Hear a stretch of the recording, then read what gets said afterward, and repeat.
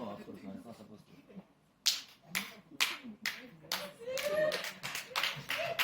No, after him.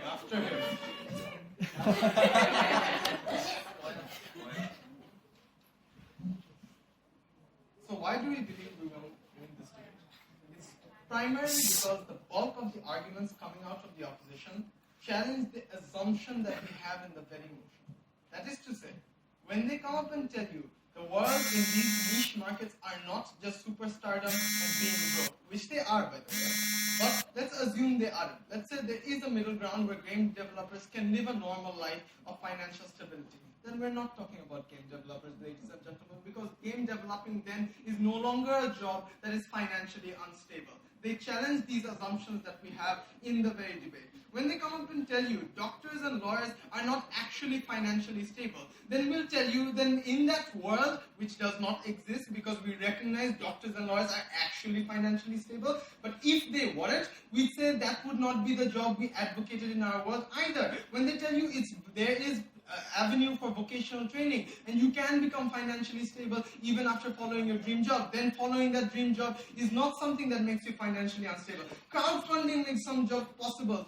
There are coping mechanisms like social safety net that ensure you never suffer for your dream job. All of these instances are outside the purview of this debate simply because those instances of pursuing your dream jobs do not come at the cost of financial instability. We tell you the very point of this debate is when it does happen. And what arguments have they presented from their side for these things? Mainly two.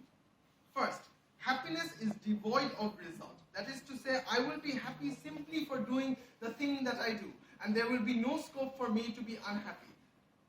Then why is it that there are artists who have pursued their dreams but are unhappy? Why is it there are people who are singers, there are actors who are unhappy even though they pursue their dream job? We tell you it is ignorant for you to say that financial success does not play any role in your happiness after following your dream job. We tell you there is a kind of burden that distress about your financial security does hamper the amount of happiness that you could have through pursuing your dream job. So they can't have a monopoly on that. As I've stated in my first speech, as Wasifa stated in hers as well, there is no side here that can have a monopoly on happiness per se, but they can have a monopoly on which one is much more responsible with regards to third parties.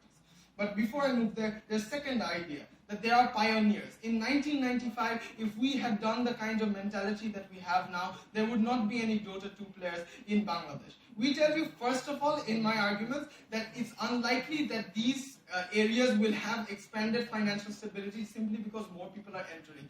Football is no longer going to become a financially stable environment simply because there's loads of people becoming football players. So that argument is fallacious. Secondly, we tell you, you can't sacrifice the success and happiness of all these pioneers simply because you envision a world which will allow you to play Dota 2 and still not suffer the consequences of doing it. So what have we shown you and has to a large degree been unrebutted? We told you it's much more likely that you can reverse your decision and move into your dream job.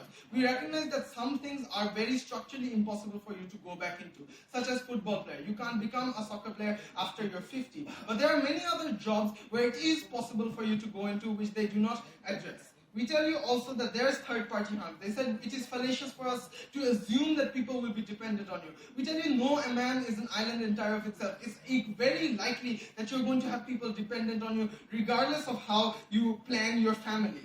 In which case, we also tell you, why wouldn't Wasifa's parents have her as a child? Because are you asking them to be financially conscious suddenly? Are you telling them to see the repercussions of their actions? Because that's not what you're doing. If they dream of having a family, why not have a family? But that is the problem. Because they had a family, some people suffer.